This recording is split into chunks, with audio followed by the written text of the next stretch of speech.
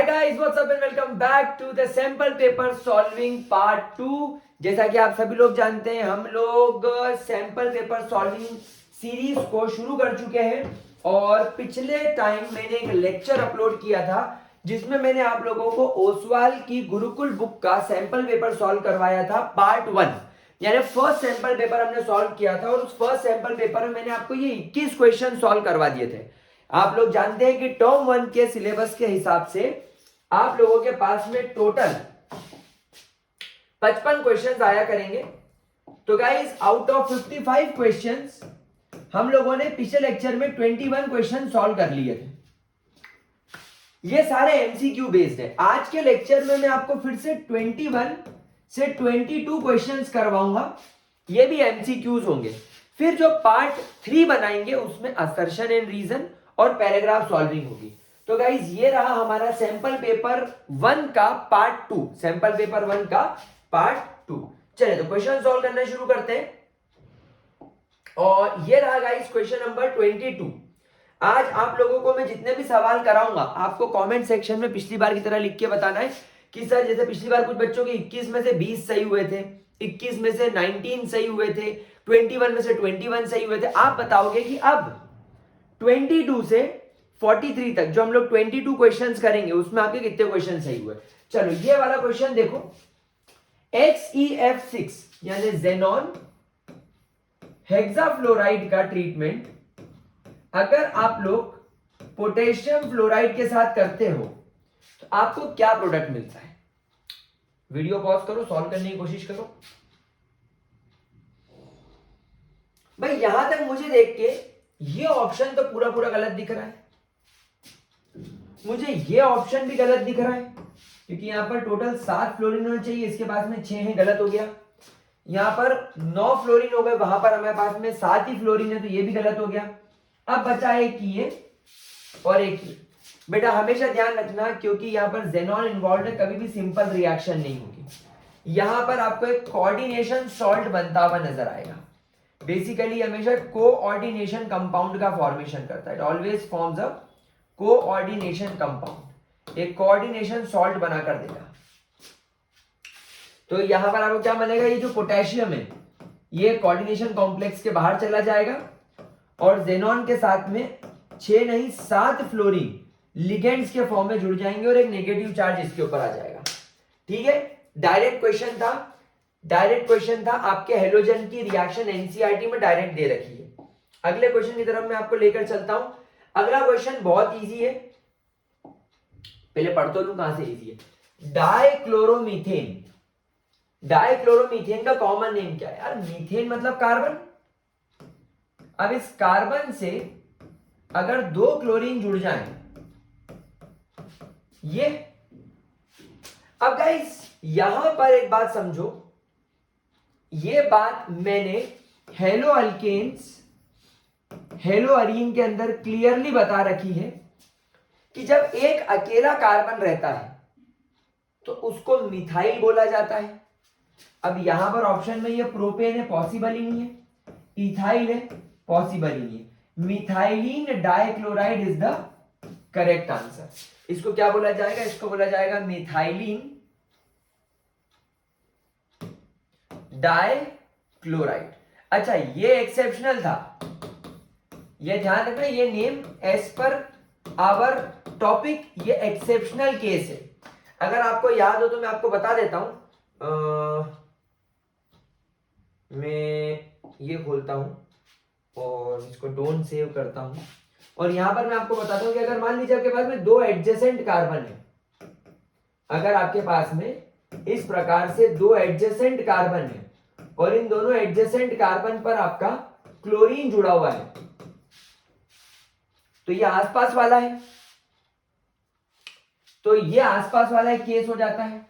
और एक केस मैंने आपको पढ़ाया था जब एक ही कार्बन से आपके दोनों क्लोरीन जुड़ जाए, तो इसके लिए मैंने क्या नाम सिखाया था, अल्काइलिडीन। क्या सिखाया था, अल्काइलिडीन डाइहेलाइड। अब सर अल्काइलिडीन में हमने ड पे इतना फोर्स क्यों किया, क्योंकि ये मेरी ट्रिक है। डी का मतलब एक कार्बन से एक कार्बन से दो फंक्शनल ग्रुप अटैच हो जाएं, एक कार्बन से दो फंक्शनल ग्रुप अटैच, इसलिए मैंने इसके नाम में अल्काइलिडीन यूज किया था। लेकिन ये कहां से एप्लीकेबल होता है? ये इथाइल और उसके आगे वालों से एप्लीकेबल होता है। लेकिन अभी आपसे सवाल में मिथाइल पूछा गया था, एक अकेले कार्बन से दोनों हेलोजन, तो यहां पर आप इसको मिथाइलिडीन ना बोलते हुए आप इसको सिंपल मिथाइलिन बोलेंगे। ये एक्सेप्शनल केस था। अच्छा, यहां पर दो अलग अलग कार्बन है, तो इसका कॉमन नेम क्या हो जाएगा? इसका कॉमन नेम हो जाएगा अल्काइलिन डाइहैलाइड। लेकिन ये दोनों जो केस हैं, ये कहां से एप्लीकेबल होते हैं? ये एप्लीकेबल होते हैं इथाइल से, यानी दो कार्बन और उससे ज्यादा कार्बन से। ये तुम्हारा विसिनल डाइहैलाइड वाला केस है और ये तुम्हारा जेमाइनल डाइहैलाइड वाला केस है। ये दोनों केसेस आप याद रखिएगा, ठीक है। गाइस आगे बढ़ने से पहले एक बहुत ही ज़्यादा धमाकेदार अपडेट, जो कि ये इमर्ज के बारे में। गाइस आप सब लोग सब जानते हैं कि अनअकैडमी पर हमारा एक इमर्ज करके एक टेस्ट होता है, और अभी इस टेस्ट में आप अगर क्लास 10th और 12th के लर्नर हैं तो गाइस आप लोगों के लिए दिवाली स्पेशल आ रहा है। टॉप 3 जो आपके विनर्स होंगे उनको 31 दिसंबर तक का प्लस सब्सक्रिप्शन मिलेगा, 1-to-1 मेंटोरशिप मिलेगी।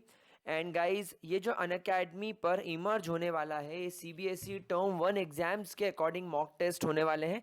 आप चाहें तो इस पर भी जा सकते हैं। क्लास 10th साइंस 30 अक्टूबर सैटरडे होगा, क्लास 10th मैथ्स 31 अक्टूबर होगा। अगर आप commerce, economics and business studies के स्टूडेंट्स को जानते हैं तो गाइज उन लोगों के लिए भी बहुत एप्लीकेबल है। अगर आप क्लास 12 साइंस के हैं तो मैथ्स का 30 अक्टूबर, बायोलॉजी का 31 अक्टूबर, फिजिक्स का 1 नवंबर एंड केमिस्ट्री का 2 नवंबर को इमर्ज टेस्ट होने वाला है। और अगर आप इसमें एक्सेल करते हैं तो आप लोगों को प्लस सब्सक्रिप्शन मिल जाएगा। तो गाइज देर किस बात की, इमर्ज की link and total explanation description box में दे रखा है, अभी जाकर इसको चेकआउट करें। चलो तो गाइस अब अगले क्वेश्चन की तरफ चलते हैं। सॉरी, पावर कट की वजह से हमें रुकना पड़ा, हमें थोड़ा रुकना पड़ा। चलिए क्वेश्चन नंबर 24 की तरफ चलते हैं। Now which of the following characteristic is not possessed bye an ideal solution. भाई आइडियल सॉल्यूशन क्या होता है? जो राउल्स लॉ ओबे करता है। मतलब ये तो हो नहीं सकता, क्योंकि आपसे पूछ रहा है which of the following characteristic is not possessed by ideal solution.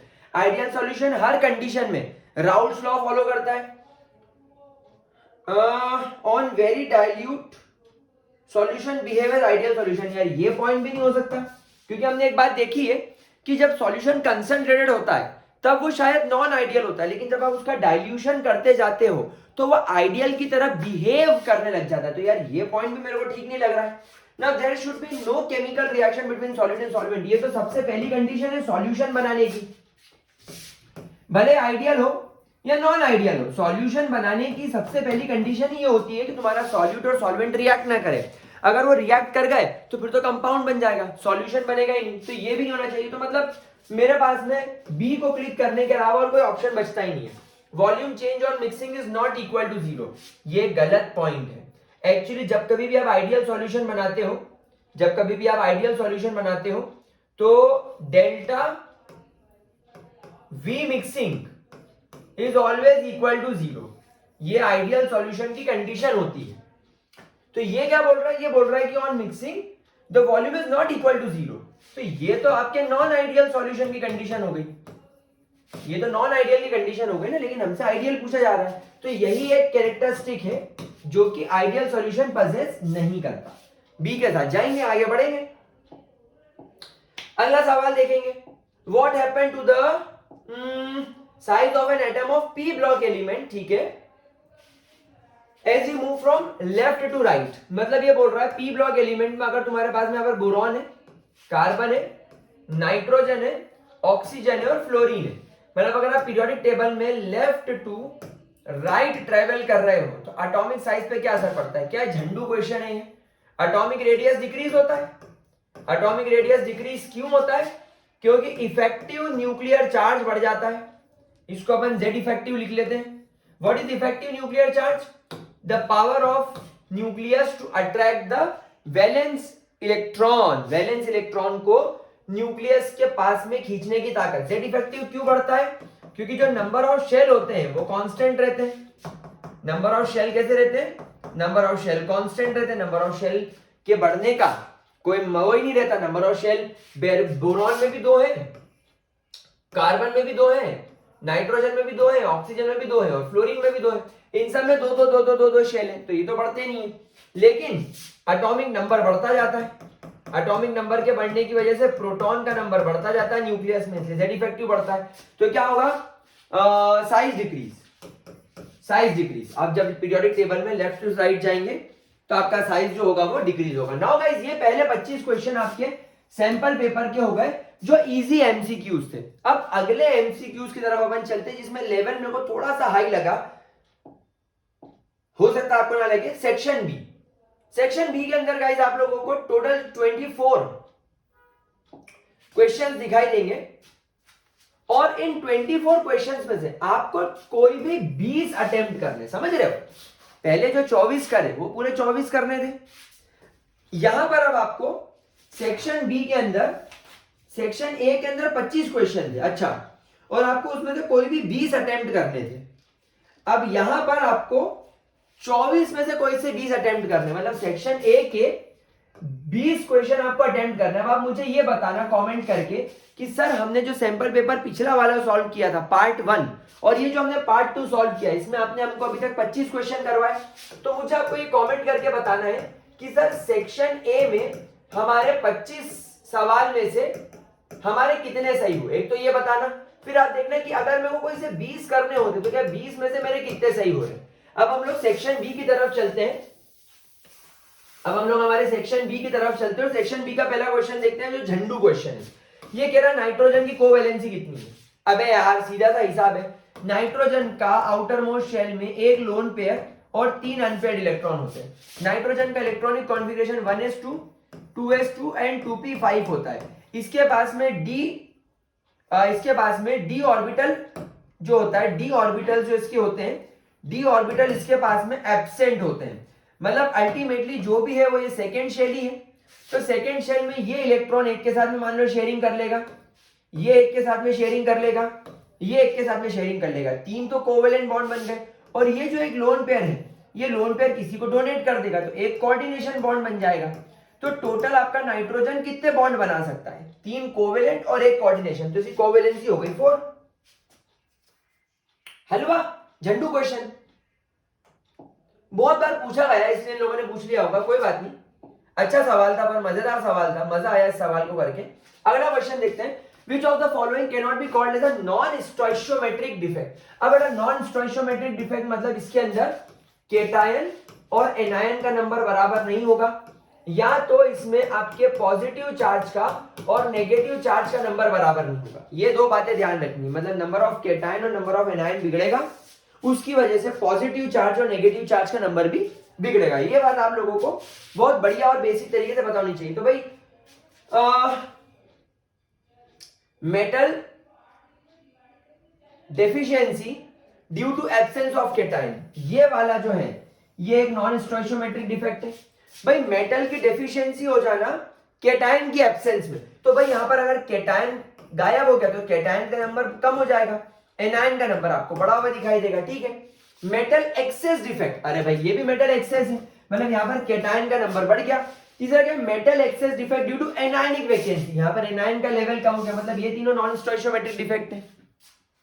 तो फिर बचा क्या, combination of vacancy and interstitial defect. भाई सारे वैकेंसी डिफेक्ट जो होते हैं, सारे जो तुम्हारे वैकेंसी डिफेक्ट होते हैं वो सब स्टोइचियोमेट्री मेंटेन करते हैं। सारे इंटरस्टिशियल डिफेक्ट, फ्रैंकल और शॉर्टकी, स्टोइचियोमेट्री मेंटेन करते हैं। तो option number B is the correct option, क्योंकि ये जो वैकेंसी और इंटरस्टिशियल डिफेक्ट है ये बेसिकली स्टोइचियोमेट्रिक डिफेक्ट के अंदर आते हैं, ये बेसिकली स्टोइचियोमेट्रिक डिफेक्ट के अंदर काउंट किए जाते हैं। लेकिन आपसे ये पूछ रहा है कि नॉन स्टोइचियोमेट्रिक डिफेक्ट कौन से, मतलब सीधा ही पूछ लेता कि भाई इसमें से स्टोइचियोमेट्रिक डिफेक्ट कौन सा है। ठीक है, बच्चों को बनाओ बेवकूफ, ठीक है, हम लोग भी कौन से बनने वाले हैं। If you are bad I am your dad.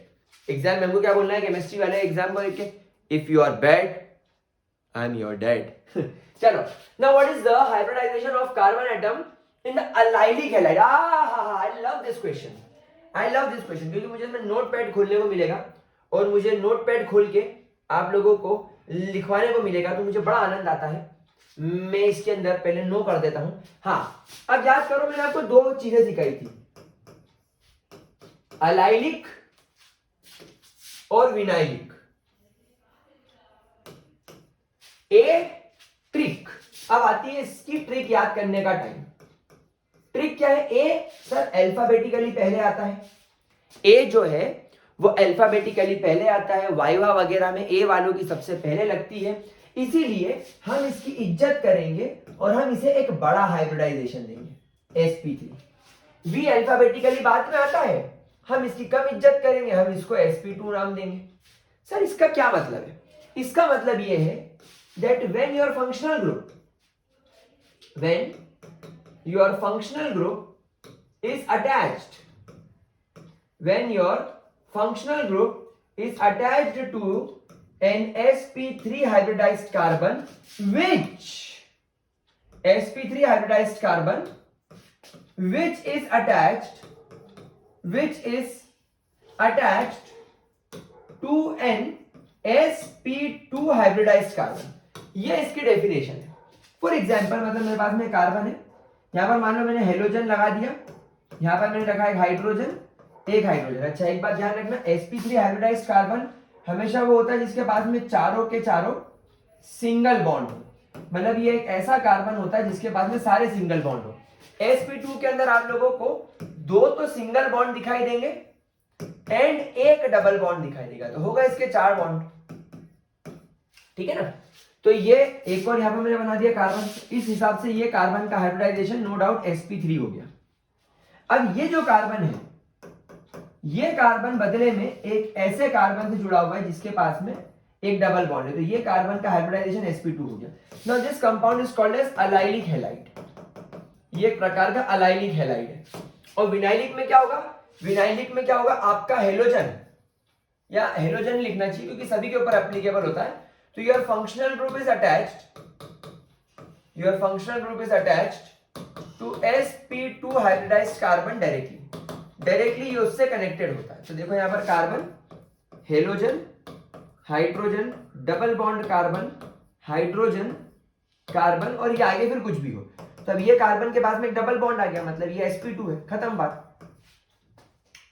तो अब ये अलाइलिक विनाइलिक का केस क्लियर हो गया तुम लोगों को. अच्छा देखो, इसी लेक्चर में जब हमारी लाइट चली गई थी, मैं क्या करूंगा, तो उस समय आपने देखा होगा कि मैंने आपको जेम और विस के बारे में बता दिया था, विसिनल और जेमाइनल के बारे में बता दिया था.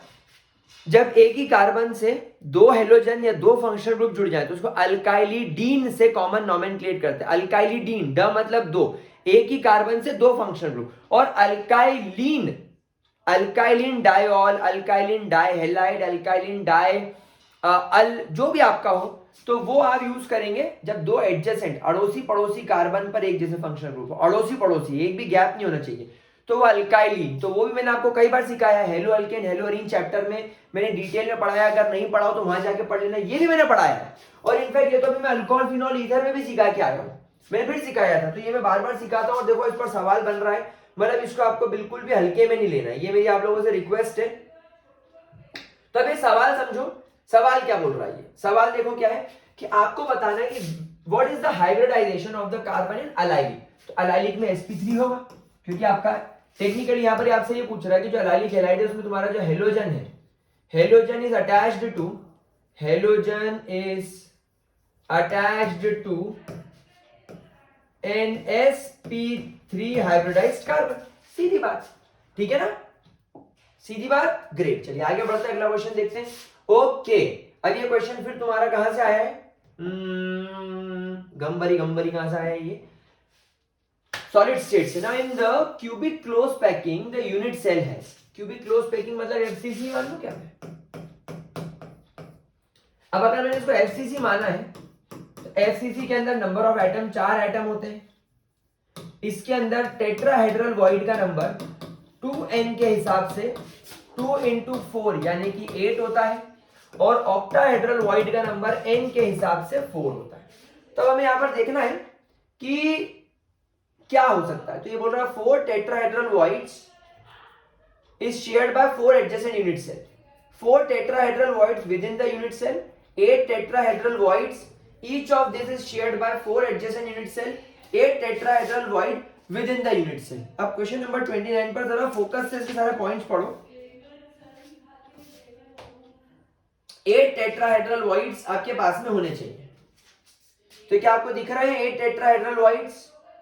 हाँ, मुझे ऑप्शन नंबर डी में दिख रहे हैं, in close to be packing. हाँ बिल्कुल सही बात है। तो आप लोग ऑप्शन नंबर डी के साथ जाएंगे कि 8 टेट्राहेड्रल वॉइड एक यूनिट सेल के अंदर होते हैं। एक यूनिट सेल के पास में 8 टेट्राहेड्रल वॉइड होते हैं। अब बच्चों के मन में सवाल आएगा सर 8 टेट्राहेड्रल वॉइड की पोजीशन बताओ। तो मैं फिर अपना यहाँ पर नोट पैड खोलूंगा और आपको यहाँ पर एक बहुत इंपॉर्टेंट बात बताऊंगा। देखिए मैं थोड़ा सा यहाँ पर ड्रॉ करूंगा। ये देखो, ये मैंने ये देखो, हम लोग यहां पर एक यूनिट सेल ड्रॉ करेंगे, एक प्रॉपर सा, एक बढ़िया सा, सुंदर सा, सुशील, टिकाऊ, जिसको तुम घर में अपनी मां के सामने ले आ सकते हो, ऐसा यूनिट सेल हम लोग यहां पर ड्रॉ करेंगे। ये यूनिट सेल हो गया। अब यहां पर इस पर फोकस मारो। तुम्हारा 1 2 3 4 5 6 7 और 8, ये तुम्हारे 8 कॉर्नर्स हो गए। नाउ गाइस एक बात ध्यान रखना, tetrahedral voids are always found on the body diagonals, found on the body diagonals, body diagonal in FCC। FCC मतलब CCB के अंदर। अब यहां पर बॉडी डायगोनल क्या है? देखिए मैं आपको बॉडी डायगोनल बनाकर बताता हूं, एक दूसरे कलर से बनाता हूं मैं बॉडी डायगोनल। ये देखो, एक बॉडी डायगोनल तो ये हो गया। अरे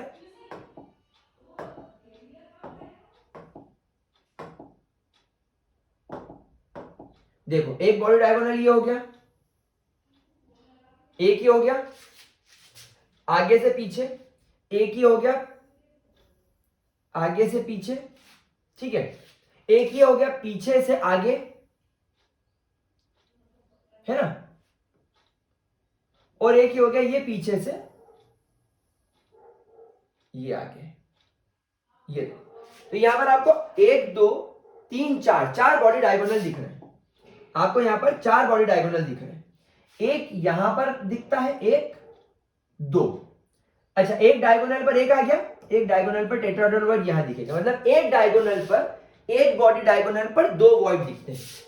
फिर एक यहां दिखता है, एक यहां दिखता है, 2, फिर एक यहां दिखता है और एक यहां दिखता है। तो अब आपके पास टोटल 4 बॉडी डायगोनल हो गए। तो 4 बॉडी डायगोनल के हिसाब से आपको 8 टेट्राहेड्रल वॉइड दिखेंगे और 8 के 8 यूनिट सेल के अंदर है। समझ रहे हो? तो इस चीज का जस्टिफिकेशन मैंने आपको दे दिया कि जितने भी आपके टेट्राहेड्रल वॉइड्स होते हैं वो सब बॉडी डायगोनल पर दिखते हैं। मैं आपको एक पॉइंट और लिखवा देता हूं, that on one body, that on one body diagonal, that on one body diagonal 2 tetrahedral voids are observed. 2 tetrahedral void यहां पर आपको दिखते हैं, ठीक है। तो हमारा जो जवाब आया है वो एग्जैक्टली सही जवाब आया है। मैंने एग्जैक्टली सही जवाब पर आपको मार्क करवाया है ताकि आपको फ्यूचर में आपके मन में डाउट नहीं है कि सर ये क्या था। तो हमारा ऑप्शन नंबर 4 इज करेक्ट। 8 के 8 वॉइड अंदर पाए जाते हैं। चलिए क्वेश्चन नंबर 29 थोड़ा टफर एंड पर था, तो हम लोग वैसे भी इसमें 24 में से 20 क्वेश्चन करने, छूटता है तो छोड़ दो, पर यार देखो प्रैक्टिस कर रहे हैं तो तुम्हारे पास में इसका जवाब अब आ चुका है। तो अगली बार इसको हल्के मत लेना ना। Halide ion which is easiest to oxidise. What do you mean by oxidise? What do you mean by oxidise? Oxidise का मतलब होता है that can easily release the electron, जो कि इलेक्ट्रॉन को इजीली छोड़ दे, उसको बोलते हैं ऑक्सीडाइज होना। यहां पर ये रिड्यूस नहीं पूछ रहा है, बड़ा चतरा है ये, बड़ा चतरा आदमी है ये। क्या बोल रहा है? रिलीज।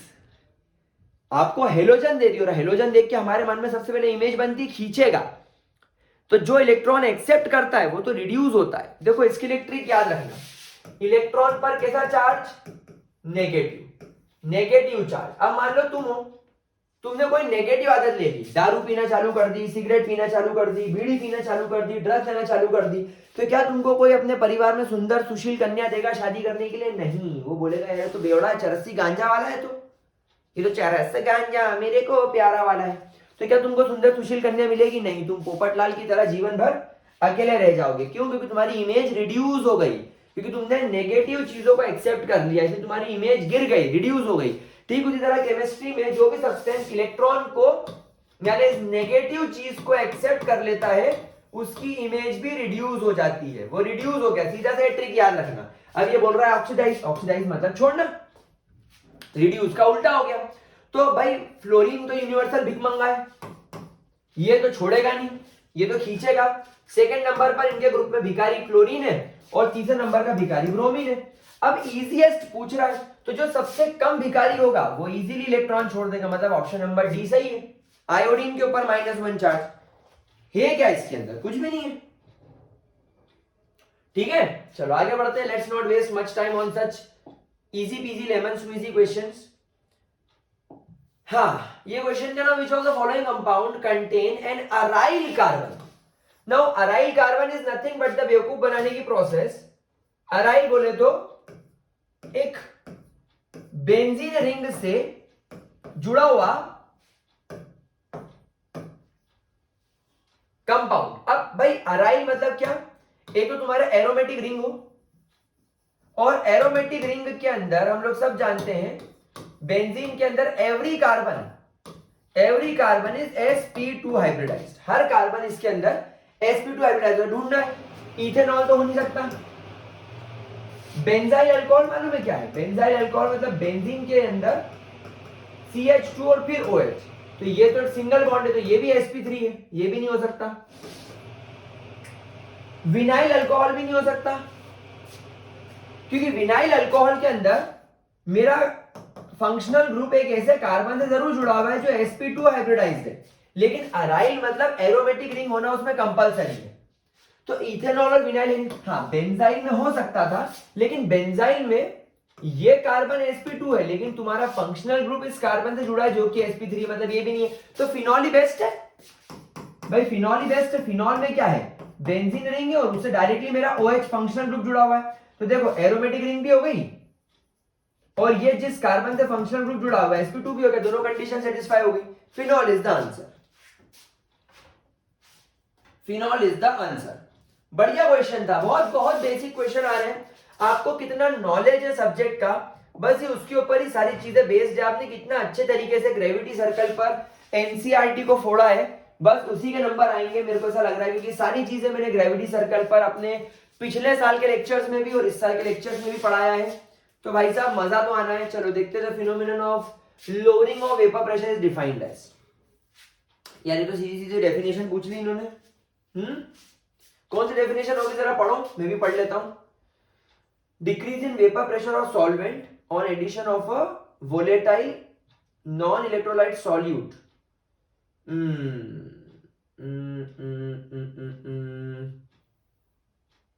मेरे को दो ऑप्शन एक जैसे क्या दिख रहे हैं क्या? अच्छा, on addition of volatile non electrolyte, नहीं कैंसर।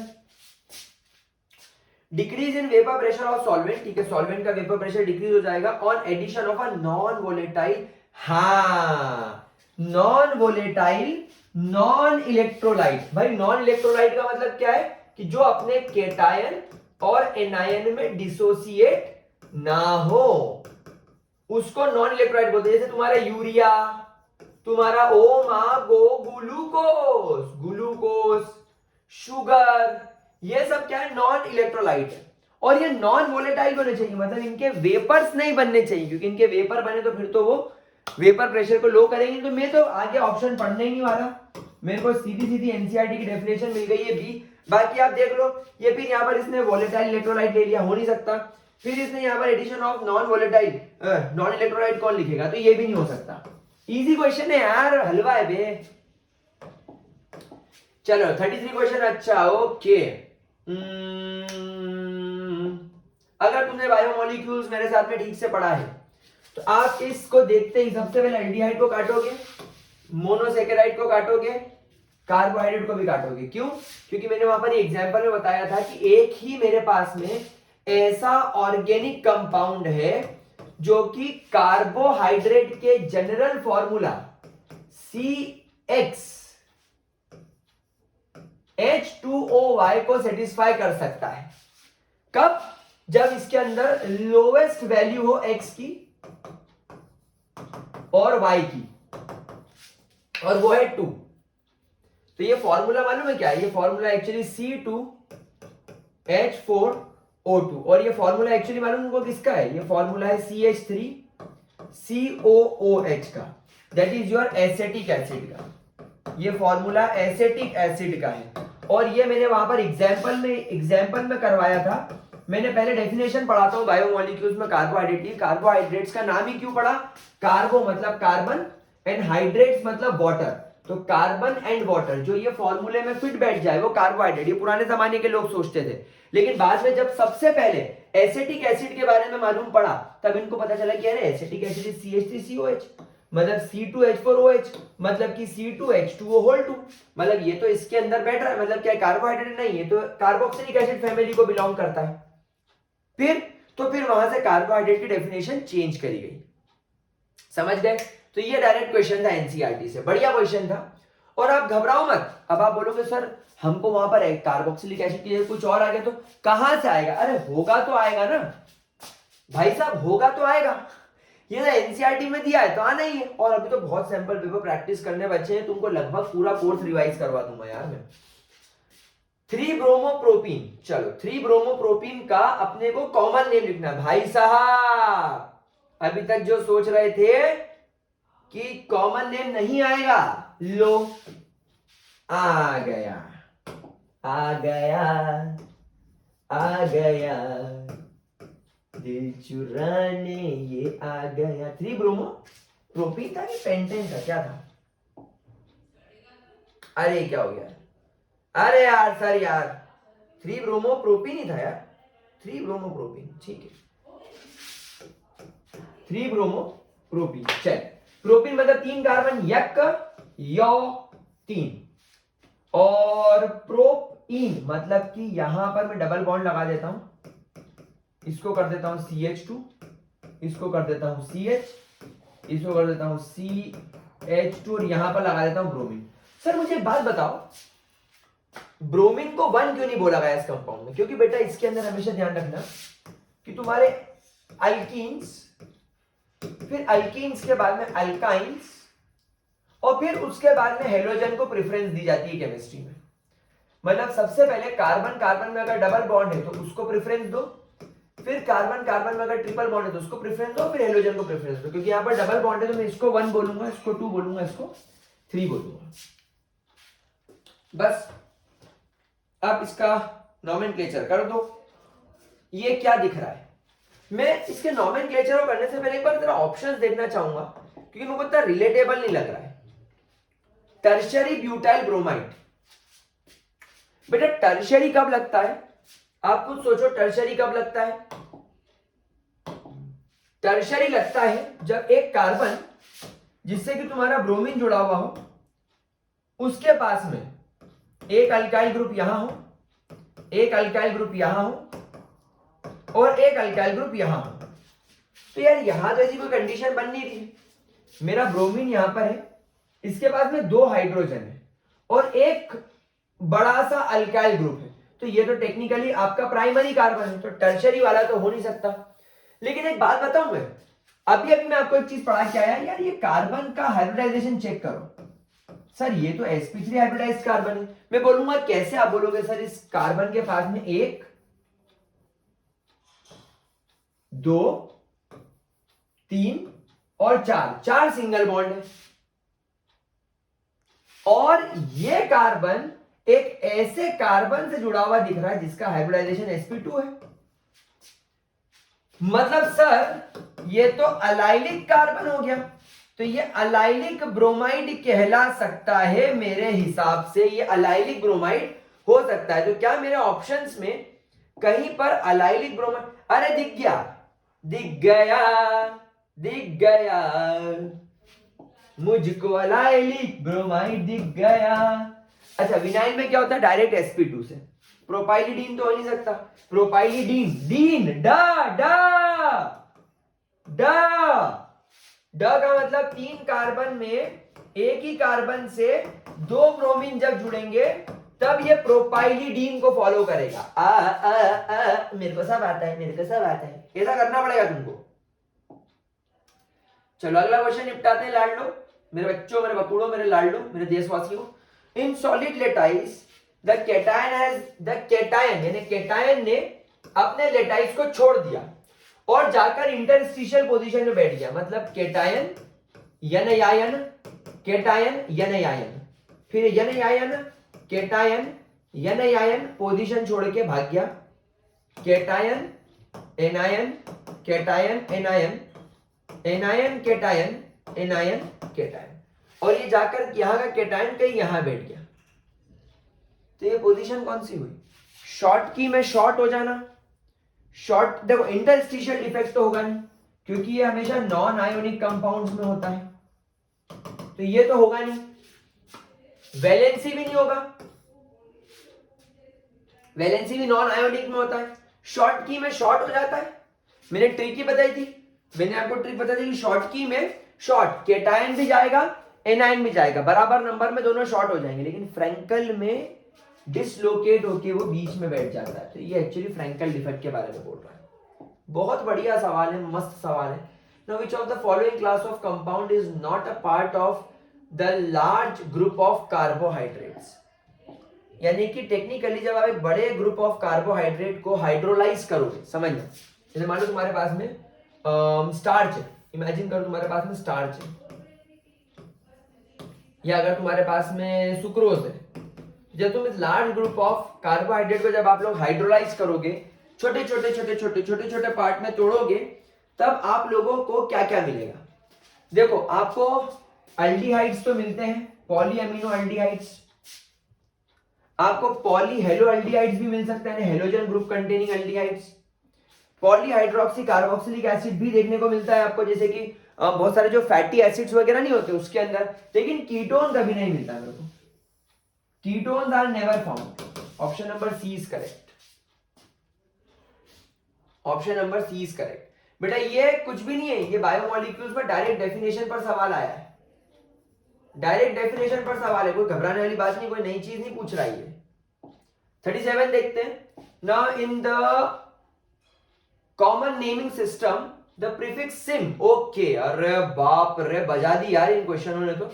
कॉमन नोमेनक्लेचर में बहुत पूछा है भाई, याद करो, मैं हमेशा सिखाता हूं। बेंजीन रिंग के फर्स्ट और सेकंड पे अटैच हो तो ऑर्थो, फर्स्ट और थर्ड पर अटैच हो तो मेटा, फर्स्ट और फोर्थ पर अटैच हो तो पैरा, लेकिन अगर सिमेट्रिकली फर्स्ट, थर्ड और फिफ्थ पर अटैच्ड हो, फर्स्ट, थर्ड और फिफ्थ पर अटैच हो तो वो सिम कहलाता है। सिम का फुल फॉर्म होता है सिमेट्री, तो आएगा 3। हेलो अरीन में अगर फर्स्ट, थर्ड और फिफ्थ पोजीशन पर अटैच्ड हो जाए तो वो कहलाता है हेलो अरीन के अंदर सिम।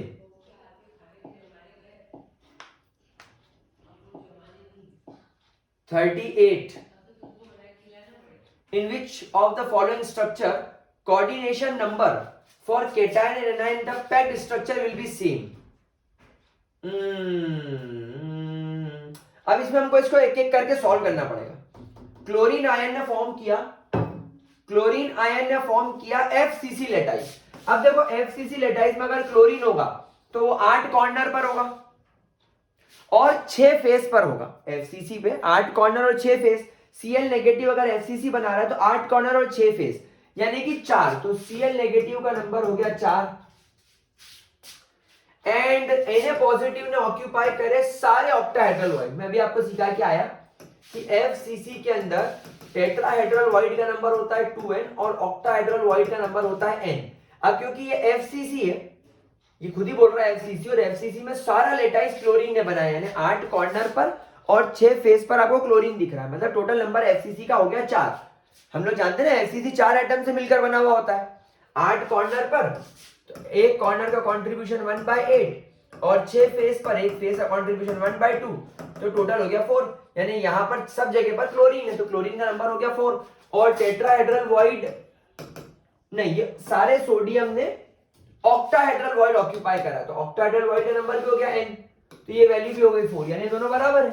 तो मेरे को शायद आगे जाने की जरूरत ही नहीं पड़ेगी इस क्वेश्चन में, मेरे को इस क्वेश्चन में आगे जाने की जरूरत ही नहीं पड़ेगी। देखो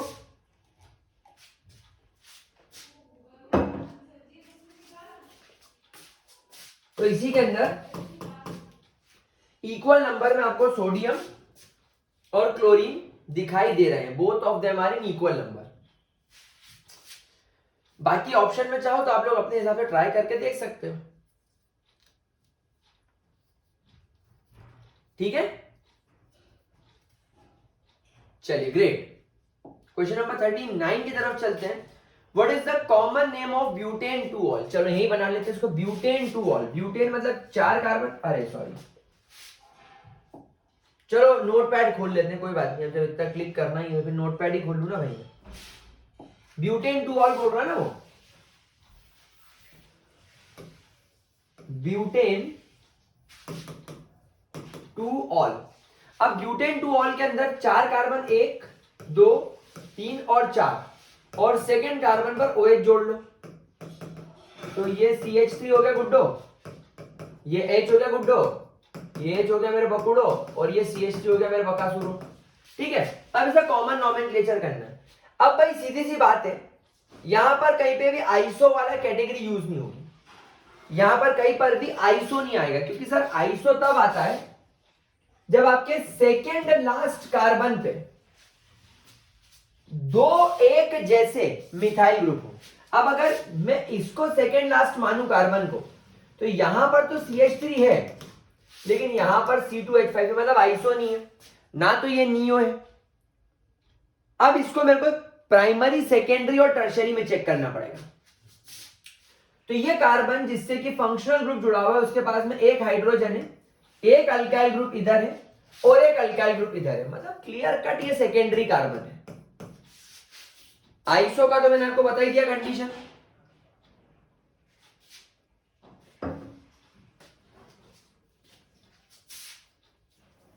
आइसो की कंडीशन क्या है, सेकेंड लास्ट कार्बन पर 2 एक जैसे मिथाइल ग्रुप, और नियो की कंडीशन क्या है, सेकेंडरी कार्बन पर 3 एक जैसे मिथाइल ग्रुप। तो ये तो दोनों यहां पर पॉसिबल नहीं, सेकेंडरी बन रहा है तो बस लिख दो sec butyl alcohol. Common name कैसे लिखेंगे, सेक ब्यूटाइल अल्कोहल। ब्यूटेनॉल तो IUPAC के हिसाब से होता है, तो कहीं पर दिख रहा है क्या, लो ऑप्शन नंबर बी करेक्ट है, लगाओ आगे बढ़ो, ऑप्शन नंबर बी को लगाओ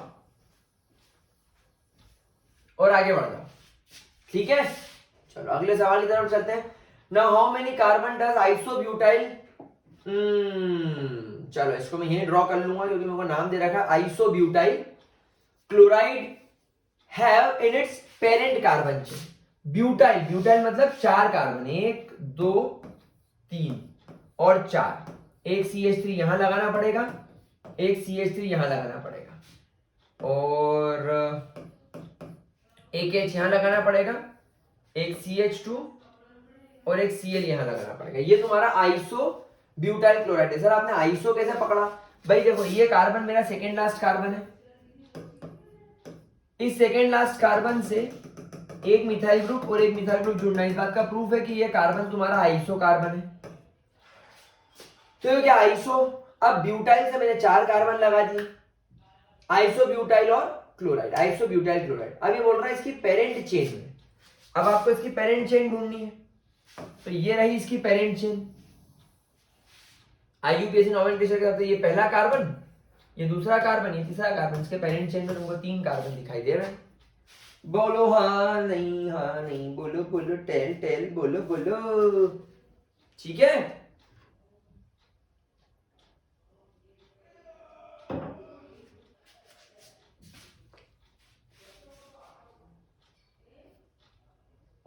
चलो 41 की तरफ चलते हैं। Vapour pressure decreases with, vapour pressure decrease कैसे होता है, वेपर प्रेशर कैसे डिक्रीज होता है? भैया सीधी सी बात है, वेपर प्रेशर की अभी डेफिनेशन पढ़ाई आपको। सॉल्यूशन के अंदर अगर आप कॉन्सेंट्रेशन बढ़ाते चले ना, how will you increase the concentration?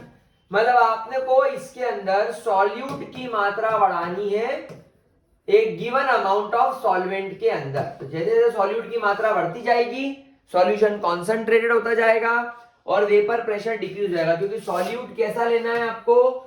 Solute आपको लेना है पहला नॉन वोलेटाइल एंड दूसरा नॉन इलेक्ट्रोलाइटिक। तो non electrolytic non volatile solute की मात्रा सॉल्यूशन में बढ़ा दोगे तो उसका वेपर प्रेशर कम होता जाएगा। इतना झंडू क्वेश्चन है इसकी 12 बजे। चलो ये question निपटाओ। Which of the following options are not in accordance with the property mentioned against them? Oxidizing power, obviously fluorine की ऑक्सीडाइजिंग पावर सबसे मैक्सिमम होती है। अगर हम इसके स्टैंडर्ड इलेक्ट्रोड पोटेंशियल की बात करें तो वो प्लस 2.75 इलेक्ट्रॉन वोल्ट्स के आसपास होता है। याद करो इलेक्ट्रोकेमिकल सीरीज के अंदर हमने इलेक्ट्रोकेमिस्ट्री में पढ़ा भी तो है।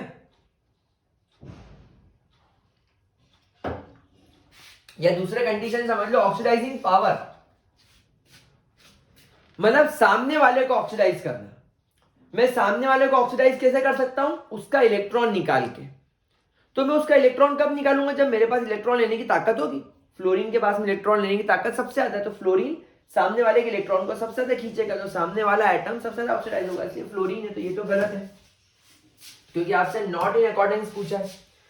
आयोनिक कैरेक्टर, देखो आयोनिक कैरेक्टर सीधी सी बात है कि कैसे कौन सा सॉल्ट इजीली कैटायन एनायन में टूट जाएगा। अब आप देखो इस MF में फ्लोरीन इज मोस्ट इलेक्ट्रोनेगेटिव, तो वो इस आयन के साथ में जो बॉन्ड बनाएगा वो स्ट्रॉन्गेस्ट होगा, क्योंकि अब फ्लोरीन इस मेटल को खुद से दूर जाने नहीं देगा, क्योंकि वो बहुत स्ट्रांगली उसके इलेक्ट्रॉन को खींच के अपने पास रखा हुआ है।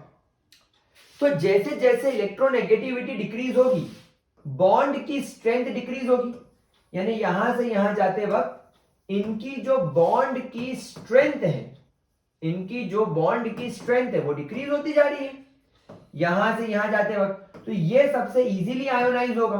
तो ये तो सही बोल रहा है, आयोनाइजेशन पावर या ionic character of metal halide सबसे ज्यादा Mi का होगा। नाउ बॉन्ड डिसोसिएशन एंथैल्पी सबसे ज्यादा ये फ्लोरीन की बोल रहा है, लेकिन गाइस मुझे थोड़ा सा इसके अंदर डाउट जा रहा है, थोड़ा सा मुझे इसके अंदर एक डाउट जा रहा है कि फ्लोरीन का बॉन्ड तोड़ना सबसे ज्यादा आसान है। तो यही मेरे को करेक्ट जवाब इसके अंदर दिखाई दे रहा है कि जो मेरा फ्लोरीन है, क्योंकि फ्लोरीन के दो एटम बहुत छोटे छोटे होते हैं और इनके इलेक्ट्रॉन एक दूसरे के इतने नजदीक आ जाते हैं बॉन्ड बनाते वक्त। ये देखो इनके इलेक्ट्रॉन एक दूसरे के इतने नजदीक आ जाते हैं बॉन्ड बनाते वक्त कि एक दूसरे को ये रिपेल करने लग जाते हैं, इनके बीच में रिपल्शन होने लग जाता है, तो ये बॉन्ड इजीली टूट जाता है। तो ऑप्शन नंबर सी के साथ में जा सकता हूं।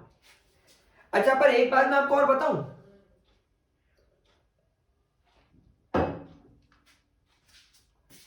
मेरे को ऑप्शन बी में भी एक डाउट है।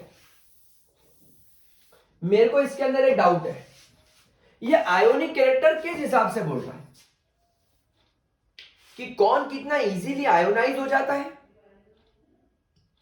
या किसके अंदर आयंस का कैरेक्टर ज्यादा है।